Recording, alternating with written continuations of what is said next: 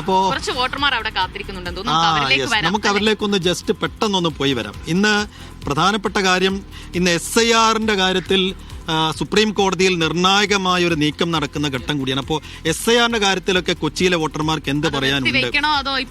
അതെ അതെ. അപ്പൊ SIR നിർത്തിവെക്കണോ അതോ നീട്ടിവെക്കണോ എന്നുള്ള കാര്യത്തിൽ ഇന്ന് സുപ്രീം കോടതി ഒരു തീരുമാനം എടുക്കാൻ പോകുന്നു. BLOമാർക്കൊക്കെ വലിയ മാനസിക സമ്മർദ്ദം ഉണ്ട്, അവർ ആത്മഹത്യയുടെ വക്കിലേക്ക് നീങ്ങുന്നു. അപ്പൊ SIRമായി ബന്ധപ്പെട്ട് ശരിക്കും പ്രയാസമുണ്ടോ കേരളത്തിന്? എനിക്കിതിനെ കുറിച്ച് ഡീറ്റെയിൽ ആയിട്ടുള്ള കാര്യങ്ങൾ അറിയാം. ഗ്രാഹ്യമുള്ളവർ ഇവിടെ അടുത്തുണ്ട്. അത് കിട്ടി. അതൊരു മനുഷ്യനായിട്ട് ഡിസ്റ്റർബ് ചെയ്യുന്ന രീതിയിലാണ് തോന്നിയിട്ടുള്ളത്. അപ്പൊ എനിക്ക് ഇനിയത് ഏത് വിധത്തിലേക്കൊക്കെ വരുമെന്ന് അറിയത്തില്ല. ഒരു അനാവശ്യമായി തിടുക്കം വേണ്ടിയിരുന്നില്ല അല്ലേ? അങ്ങനെയുണ്ടോ?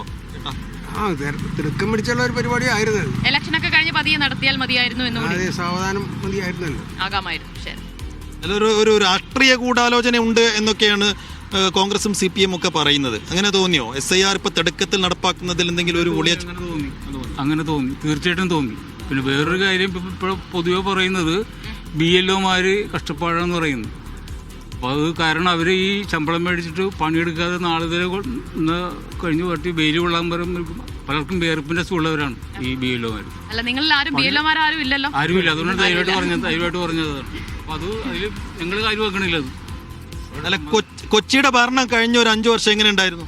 കൊച്ചിയുടെ ഭരണം നല്ല ഭരണമായിരുന്നു. കാരണം ഈ വെള്ളക്കെട്ട്, അതുപോലെ ധാരാളം വികസന പ്രവർത്തനങ്ങൾ, കോർപ്പറേഷന്റെ ഹെഡ് ഓഫീസ് ഒക്കെ അടിപൊളിയായിട്ട് വന്നിട്ടുണ്ട്. അപ്പോൾ അതുകൊണ്ട് ഭരണം നല്ലതായിരുന്നു.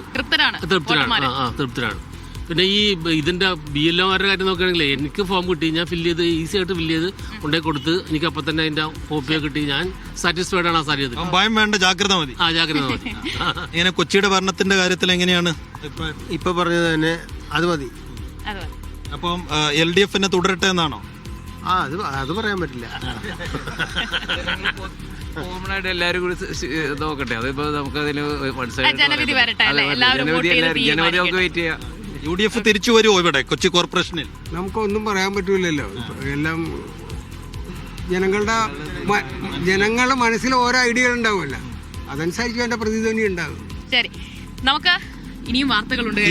അപ്പോ കൊച്ചി LDF തുടരുമോ അതോ UDF തിരിച്ചു പിടിക്കുമോ എന്ന് ചോദിച്ചു കഴിഞ്ഞാൽ കൊച്ചിക്കാരൊന്നും തുറന്നു പറയുന്നില്ല. അവരുള്ളിൽ എന്തൊക്കെയോ തീരുമാനിച്ചു വെച്ചിട്ടുണ്ട്.